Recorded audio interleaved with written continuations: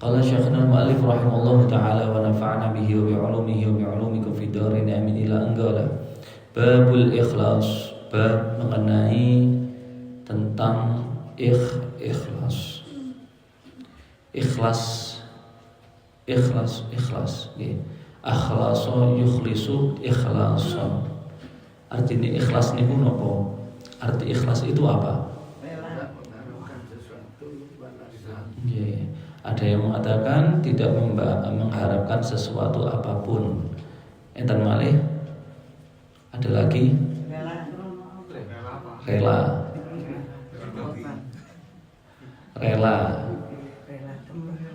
untuk melepaskan dia. Ikhlas. Enten malih ridho rela. Nggih napa malih? Apalagi? Nggih Bu.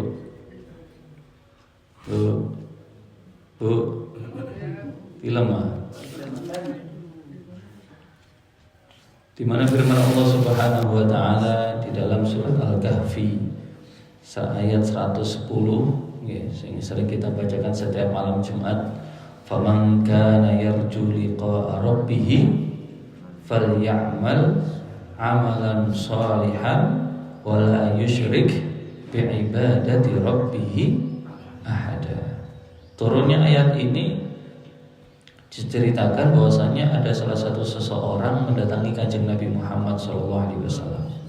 Wa qala ya Rasulullah, dia berkata kepada Rasulullah, wahai Rasulullah, ini atasaddaqu bisadaqah, sesungguhnya aku ingin bersedekah, fa'altamisu biha wajhallahi ta'ala, kemudian aku niatkan sedekah ini semata-mata karena Allah Subhanahu wa taala. Wa uhibbu an yuqala li khair. Lalu aku gandengkan juga supaya tatkala aku bersedekah supaya aku itu dikatakan orang yang baik. Maka turunlah ayat ini, faman kana yarju liqa'a rabbih falyamal 'amalan shalihan wa la yusyrik bi ibadati rabbih ahada. Siapa orang yang ingin bertemu dengan Allah Subhanahu wa taala, dia ingin mendapatkan ridhonya Allah Subhanahu wa taala, mendapatkan sebuah maqam di hadapan Allah Subhanahu wa taala, maka hendaklah dia beramal soleh, amal perbuatan amal baik yang sholihan, yakni khalisan, yaitu amal yang dibingkai dengan sebuah keikhlasan, wala yusyrik bi'ibadati rabbih ahada, dan dia tidak menyekutukan dengan penyembahan dirinya kepada Allah, yaitu menyekutukan dengan apapun itu kecuali hanya untuk Allah Subhanahu wa taala. Allah saja tidak suka diduakan. Allah itu tidak mau diduakan. Jenengan purun diduakan. Betul. Nah, maka begitu juga Allah Subhanahu wa taala. Allah tidak suka diduakan.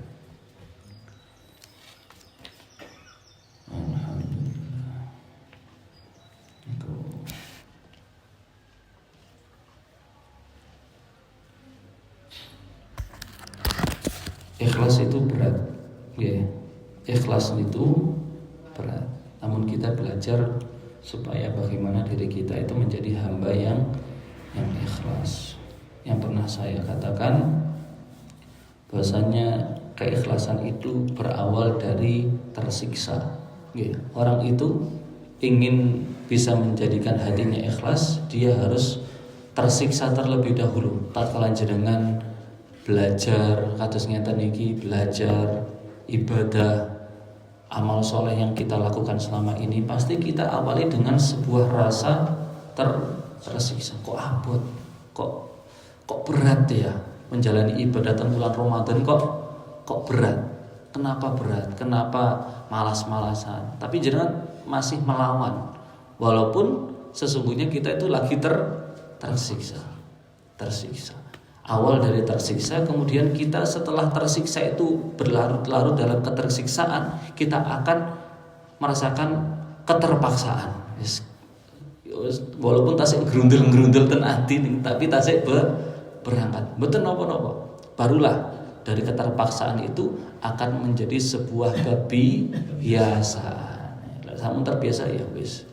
Mangke akan kita rasakan dengan mudah dan ringan tanpa beban.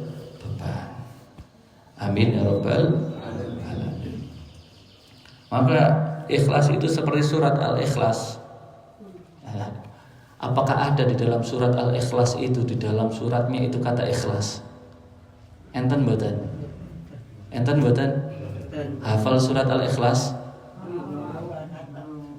Hah? Hafal mboten, Bu? Napa? Cobi bareng-bareng. Kulhu haile ngoten. Bismillahirrahmanirrahim. Qul huwallahu Allahus lam yalid wa lam yulad wa lam yakul lahu kufuwan ahad. Kula tanglet enten kata-kata ikhlas. Baru ngeh jenengan. Selama ini kita baca surat Al-Ikhlas, ternyata di dalam ayat tersebut, surat tersebut tidak ada kata ikhlas. Begitulah dengan keikhlasan, tidak terucap. Ya.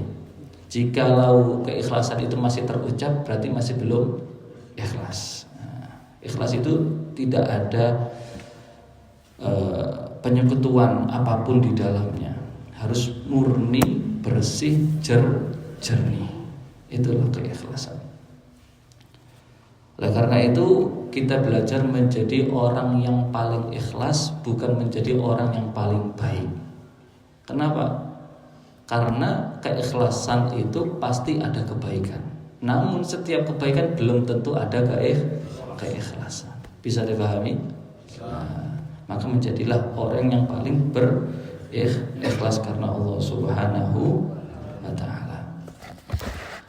Maka saya akan menjelaskan beberapa tingkatan orang yang ikhlas itu. Sebagaimana saya tuliskan barusan ini, ada 4 nama di papan tulis ini. Ibu ningali tinggal. Jangan kan wali min auliyaillah. Nggih, wali niki Gusti Allah saged ningali sing niki, walaupun mboten ketinggal. Niki kalau bacakan mawon ibu-ibu mirengaken nggih. Pertama ada namanya mubtadi. Sinten Bu? Mubtadi. Cobi sareng-sareng. Mubtadi. Artinya adalah pemula. Apa? Pemula. Ikhlasnya orang yang pemula. Kemudian naik lagi satu tingkatan namanya abid. Abid. Naik tingkatan lagi namanya muhib. Napa Bu? Muhib. Ada lagi naik tingkatan lagi yaitu arif. Sinten? Arif. Ini arif mungkin arif. Pertama pemula, kedua abid, ketiga muhib, keempat arif. Enten namina salah satu temu mriki. Mubtadi enten. Abid ini bahasa Madura. Abid kesuwen maksudnya. Itu nomor 3 muhib. Muhib. Muhaimin sanes muhib. Cak muhib nggih marot. Arif.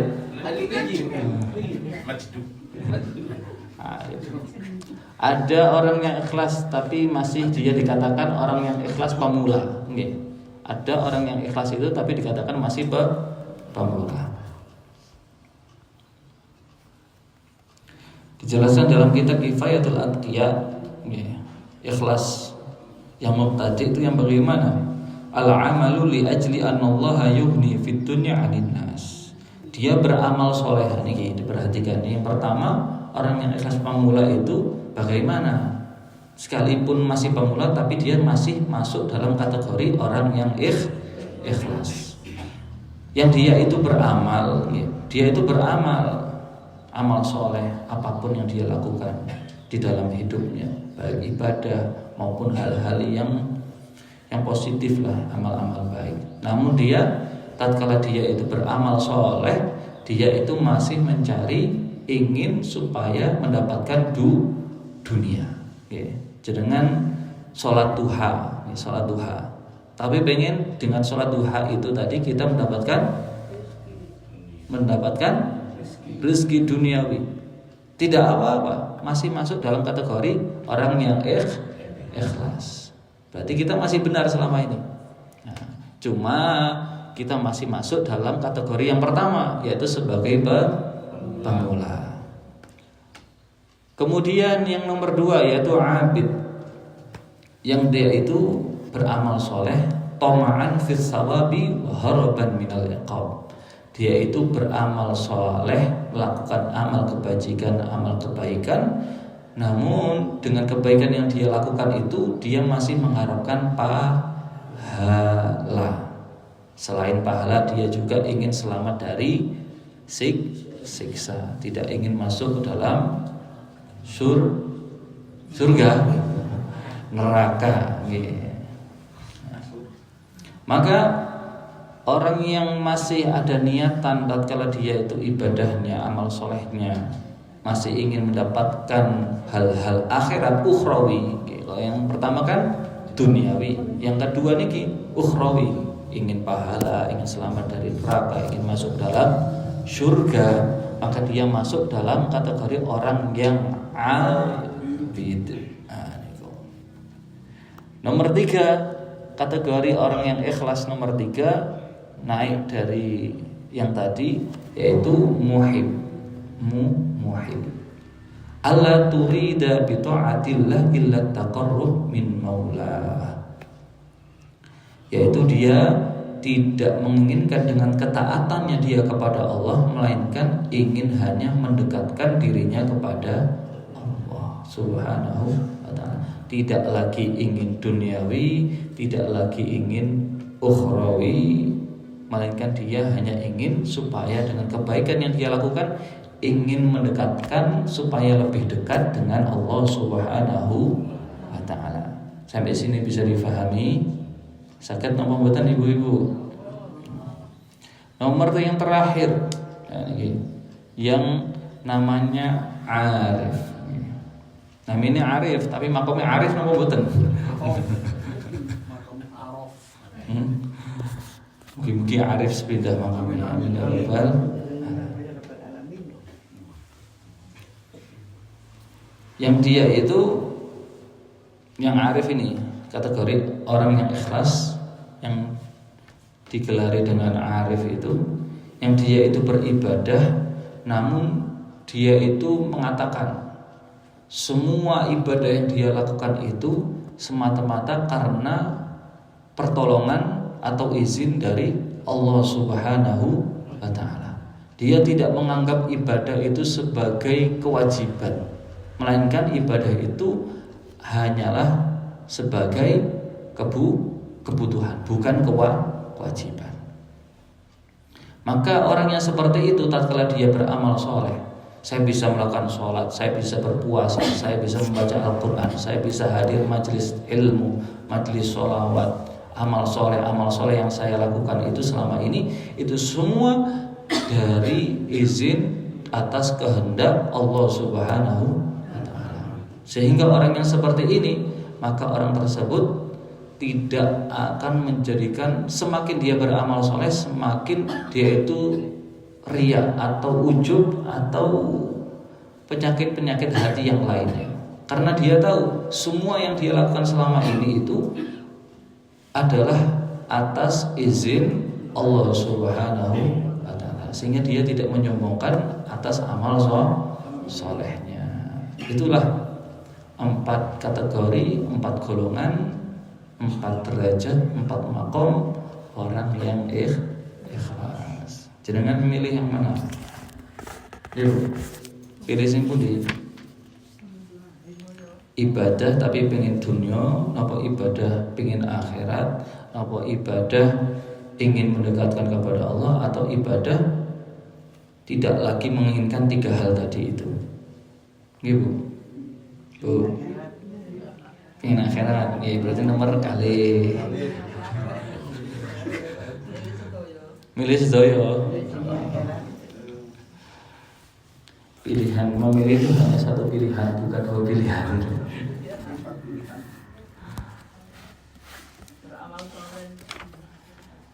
Pokoknya saged amal soleh wis pasrah dumateng Allah Subhanahu wa taala. Ya, sekiring selamat. Amin ya rabbal alamin. Warwa Waqi' an Sufyan an Habib an Abi Saleh qala jaa rajulun ila Nabi sallallahu alaihi wasallam faqala.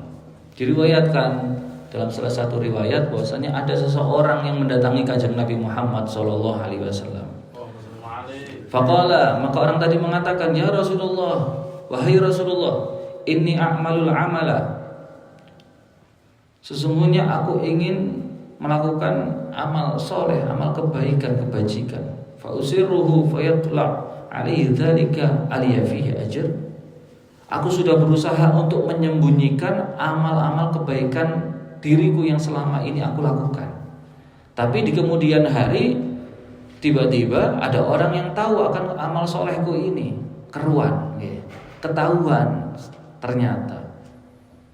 Jenengan sudah berusaha untuk menyembunyikan amal soleh, tapi kok tiba-tiba ada orang yang tahu bahwasanya kita telah melakukan amal soleh tertentu. Apakah aku tetap mendapatkan pahala dari Allah Subhanahu wa taala? Karena tatkala kita beramal soleh, namun kita ada rasa supaya orang lain itu tahu, maka itu dapat menghanguskan pahala. Masih ada riya. Orang tersebut yang mengadu kepada Rasulullah, dia sudah berusaha.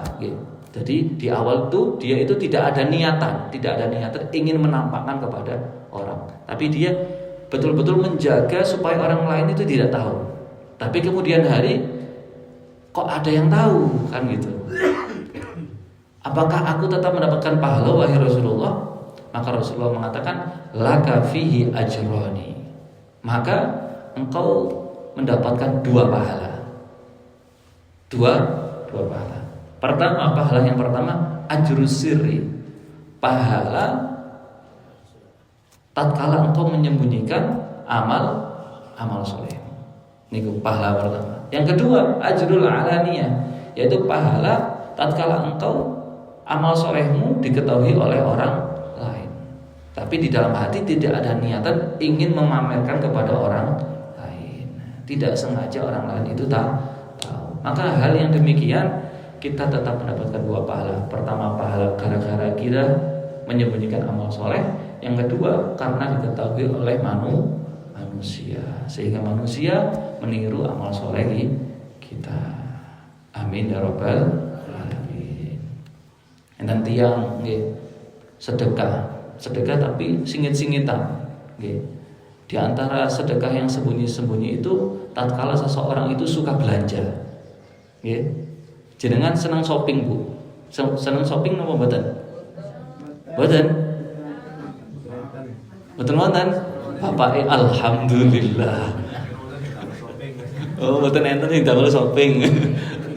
Sanes seneng shopping. Seneng shopping, atau tidak shopping karena tidak ada sesuatu yang buat shopping.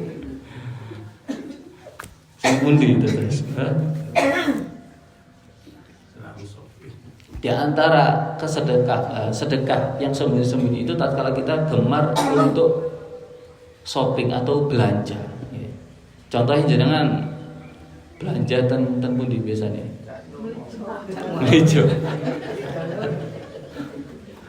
Melijo, jenengan melijo jam pinten? Jam 6. Jam 6 ten melijo. Niku kan melijo niku kan pasti nopo? Memberikan harga lebih dari pasaran nggih. Biasanya melijo kan mendhet ten pasar dengan harga tertentu. Contoh tempe saniki pinten? Ten pasar. Ten pasar, sanes ten melijo ten pasar pinten? 3.000 lah, anggap 3.000. Kemudian melijo tadi menjual dengan 4.000. Berarti kan ada lebih 1.000. Jenengan membeli itu seakan-akan jenengan sedekah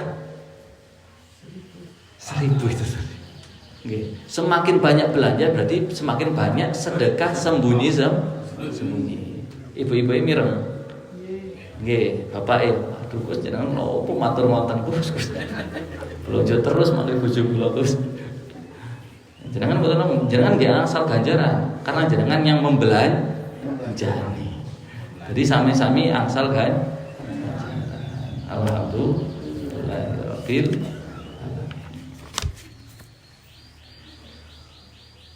wa qala ba'dul hukama. Sebagian ahli hikmah mengatakan yahtajul amal ila arba'ati asya' hatta yaslam. Ini amal perbuatan itu membutuhkan 4 perkara hatta yaslam. Jika dia telah memenuhi 4 perkara ini, maksudnya amal perbuatan itu dibungkus dengan 4 hal ini, maka amal soleh itu menjadi selamat. Nah ini pengen amal ibadah selamat, pengen. Ini jangan tangga tak selamat. Jika kita menginginkan amal soleh kita itu selamat, maksudnya apa? Tidak ada lubang di dalamnya, melainkan sempurna. Ibaratnya jenengan itu tumbas barang, tapi barangnya itu kondisinya bagus, baik. Pengen kita mendapatkan kebagusan atau kesempurnaan di dalam amal soleh kita, maka kita harus memasukkan di dalamnya 4 hal. Pertama, awwaluha al-ilmu qabla bad'ihi. Ini penting. Awalilah, sebelum engkau mengawali amal perbuatan, amal ibadah, hendaklah engkau harus memiliki pondasi yang namanya ilmu. Betapa banyak orang yang ibadah, namun karena tidak ada dasar ilmu yang dia dapati, maka ibadahnya hilang begitu saja. Selama ini ternyata salah ibadah, kan eman, karena tidak ada ilmu. Jenengan setiap subuh katasnya mengkaji ilmu, semakin tahu ilmu-ilmu yang harus kita ketahui, sehingga tatkala kita beribadah kita tidak salah di dalam melangkah. Pertama harus ada ilmu. Yang kedua, an-niyah fi madda'ih, yaitu adanya niat. Setelah kita memiliki ilmu tertentu, contohnya atau ilmu dagang, ilmu bisnis lah, dengan lek boten gak ada ilmu nggih tidak bisa tertata dengan baik. Contoh ilmu dagang nopo? Toko bangunan, tak suci. Ya, toko bangunan. Harus tahu ilmunya.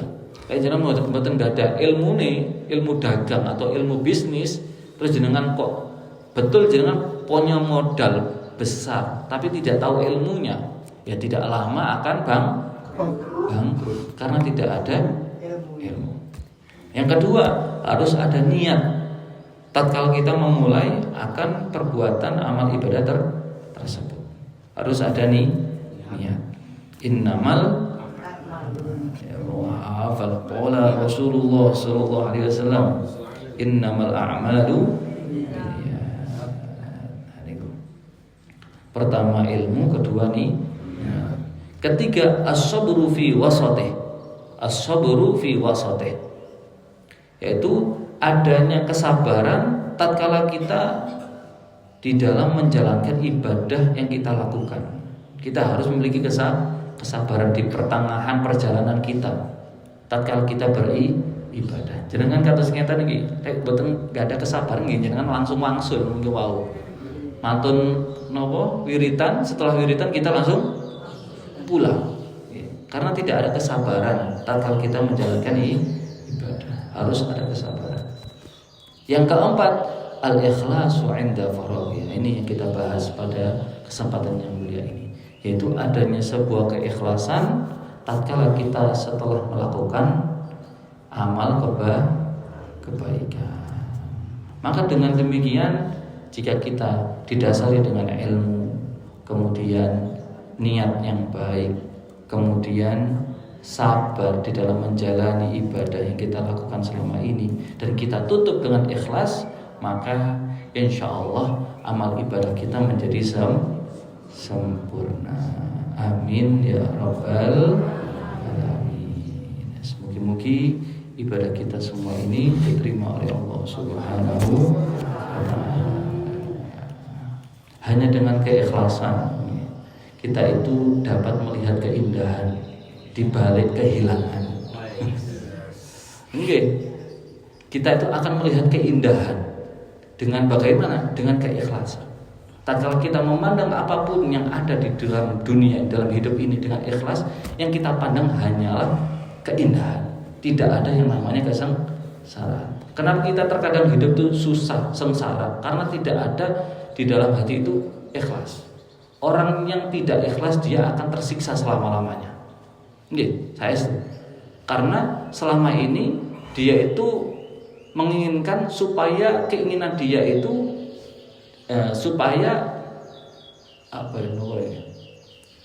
keinginan dia yang selama ini itu harus Allah wujudkan. Allah itu harus menyesuaikan dengan keinginan dirinya, bukan dia yang harus menyesuaikan dengan keinginan Allah Subhanahu wa taala. Maka selama ini kita akan susah, akan tersiksa selama-lamanya. Oleh sebab itu, langit itu tinggi. Kita harus belajar dengan langit. Langit itu tinggi. Lautan dalam. Maksudnya jangan terlalu tinggi engkau mencarinya atau mencintainya jika engkau tidak mau terluka sedalam lautan yang disebabkan oleh dirinya. Oleh dunia ini guys, buatan terlalu menggebu-gebu lah. Biasa mawon. Kalau kita terlalu menggebu-gebu mencari duniawi, terlalu semangat, terlalu tinggi wis teng ati mboten enten napa-napa apapun kecuali dunia. Maka di pertengahan jalan kita akan kecewa. Tatkala selama ini kita sudah berusaha kerja keras, lah kok ternyata di luar ekspektasi kita. Seindah apapun kita merencanakan masa depan, maka kita harus tetap menyisihkan ruang di dalam hati untuk memiliki sebuah keikhlasan. Maksudnya apa? Karena di kemudian hari, betul jenengan merencanakan masa depan jenengan ngenten-ngentenan. Wis ditoto sae niki masa depan jenengan. Kita harus memiliki sedikit ruang lah di dalam hati, ada keikhlasan. Karena di nantinya ke depan itu pasti ada ujian dan cobaan dari Allah Subhanahu wa taala. Dan itu semua di luar kendali kita.